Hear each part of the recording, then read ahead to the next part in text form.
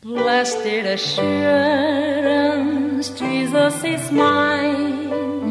Oh, what a foretaste of glory divine, heir of salvation, purchased of God, born of His Spirit. 여러분 안녕하세요. 방음이가 보는 빛과 어둠의 세상입니다. 저희들이 교회 설립 초기에는 저희들만 힘든 게 아니라 힘들게 사는 교인들이 참 많이 있었습니다. 사랑하는 한 자매가 있었습니다. 근데 언니 집에서 나와야 할 상황이었는데 거처할 곳이 없었어요. 그래서 그 자매를 우리 집에 거처하게 했습니다. 큰딸의 방을 쓰기로 했고요. 큰딸은 둘째와 함께 방을 썼습니다. 한동안 지냈는데 어느 날 아침에 둘째가 급히 제 방으로 들어왔어요. 엄마, 큰일 났어요. 언니가 피를 흘려요. 이러는 것입니다. 왜? 무슨 일이냐? 엄마 몰라요. 하는 것입니다. 저는 급히 아이들 화장실로 들어가 보았더니 화장실 세면대에 선혈이 낭자해 있었습니다. 그 자매에게 조심스럽게 물었지요. 어떻게 된 일이냐? 물었더니 저도 잘 모르겠다고 했습니다. 저는 속히 아이들을 학교에 보내고 우리 교회 나오시는 박사님에게 전화를 걸었습니다. 그리고 그 사연을 자세하게 설명을 드렸더니 폐병일지 모르니까 보건소로 데리고 가라는 것입니다. 그리고 그 자매를 일단 안심시키고 함께 보건소로 데리고 갔죠. 그리고 이제 드디어 우리 차례가 왔는데 보건소의 의사가 왜 이곳에 왔느냐고 물었습니다. 저는 아침에 있었던 일을 자세하게 설명을 했습니다. 그 의사는 기본적인 진료를 해주었습니다. 엑스레이를 찍고 피 검사를 했는데 내일 다시 오라는 것입니다. 우리는 다음 날 의사가 검사한 결과를 말해 주어서 그것을 말해주는 것을 기다리고 병원으로 갔습니다. 결과는 폐병이었습니다. 그 결과를 들은 그 자매는 울고 말았어요. 저는 안아주면서 치료하면 돼, 걱정하지 마라 라고 말해 주었죠. 치료 방법은 6개월간 매일 3끼씩 약을 먹는 것입니다. 그래서 그 약도 보건소에서 무료로 받아서 복용하게 해 주었죠.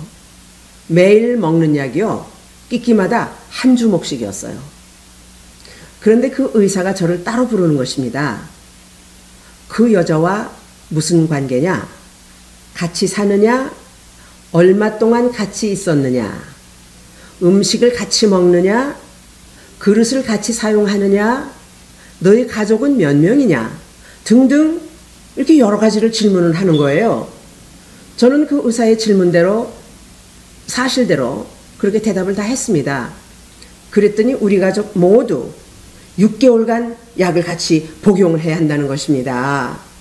왜 우리가 약을 먹어야 하느냐고 물었더니 한 집에서 식사를 같이 하거나 1시간 정도라도 같이 한 공간에 같이 있으면 금방 감염이 되는데 공기로 전염되기 때문에 쉽게 전염이 된다는 것입니다. 그리고 우리는 같은 밥상에서 함께 밥을 먹고 설거지한 그릇과 수저를 같이 사용했었잖아요. 미국 사람들은요, 폐병 있는 사람과는 철저하게 격리 생활을 한답니다. 그런데 벌써 우리는 한 달 이상 생활을 같이 했으니까 가족 모두 다 검사를 하라는 것입니다. 그래서 그 자매 모르게 우리는 보건소에 가서 가족이 모두 검사를 했는데요. 결과는 역시 우리 가족이 다 감염이 되어 있더라고요. 그러니까 의사가 가족 모두 함께 치료를 하라고 했습니다. 순간 저는 한 대 빵 얻어맞은 것 같은 그런 생각이 들었습니다. 이건 무슨 뜻인가? 선한 일을 하려 했던 것이 데살로니가 후서 3장 13절 말씀입니다.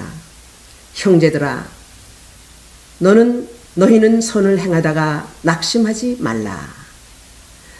제가 듣기로 폐병약은요, 무척 독한 것으로 알고 있는데 그 독한 약을 우리 아이들에게까지 먹여야 한단 말인가. 그 자매를 정말 돕고 싶은 마음으로 우리 집에 데려왔었는데 또다시 서로 격리해서 살아야 한다니까 어떻게 말을 할 수도 없고 제가 참 난감했습니다. 제가 6개월 치료받도록 제가 데리고 다녔습니다. 그렇게 도왔는데 그 자매는 자신의 처지를 생각하면서 우리와 함께 있는 것을 미안하게 생각했었습니다. 그리고 작은 스튜디오, 아파트보다 방 한 칸짜리보다도 작은 원룸 같은 거 있잖아요. 스튜디오를 얻고 나가겠다고 했습니다. 저도 또한 끝까지 참을 수가 없었습니다. 제가 믿음이 없어서 그런지 제 마음이 무척 괴로웠습니다. 그러나 그 자매는 결국 우리 집을 떠나게 되었지요. 그리고 우리 가족도 폐병약을요 6개월 동안 먹었는데요. 아이들까지 챙겨 먹이는데 정말 힘들었어요. 아이들도 모두 그 약 먹는 것 때문에 고생을 무척 했습니다. 괜히 부모 때문에 아이들이 폐병약까지 다 먹게 되었으니 그 어린아이들 위장이 얼마나 상했을까 생각하면 마음이 아프지요. 그래서 또 그 일을 위해서 또 기도를 많이 했었습니다. 그 자매가 이사하고 난 후 어떤 말이 제 귀에 들리더라고요. 그 교회 사모님이 폐병쟁이래. 라는 것입니다. 이건 또 뭐야? 이미 잔잔하게 소문이 다 돌고 있었는데 이번에는 제가 폐병쟁이가 되어야 했습니다.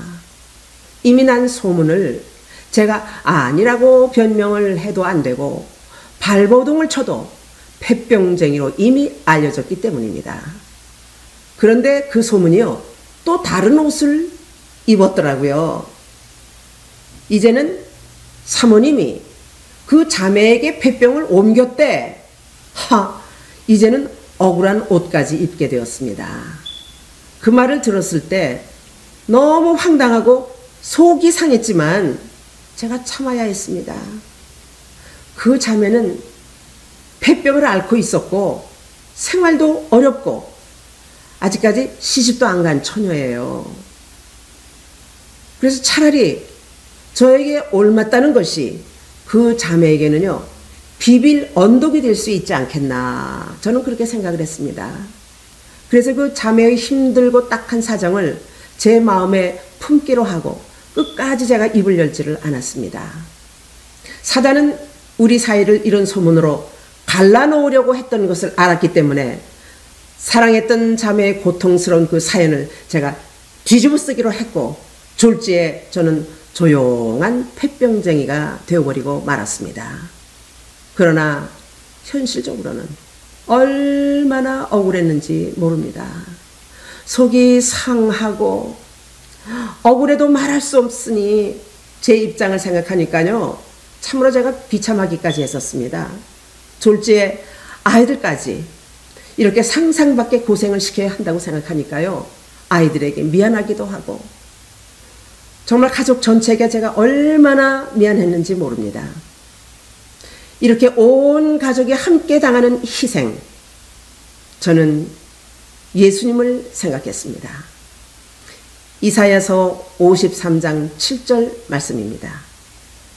그가 곤욕을 당하여 괴로울 때에도 그 입을 열지 아니하였으며 마치 도수장으로 끌려가는 어린 양과 털 깎는 자 앞에서 잠잠한 양같이 그 입을 열지 아니하였도다.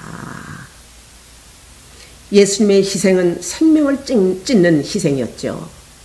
이것이 주님의 제자가 걷는 길이라면 제가 아무 말 없이 가야 했습니다. 억울해도 슬퍼도 털 깎이는 양처럼 잠잠하게 뒤집어 쓰고 가야 했습니다.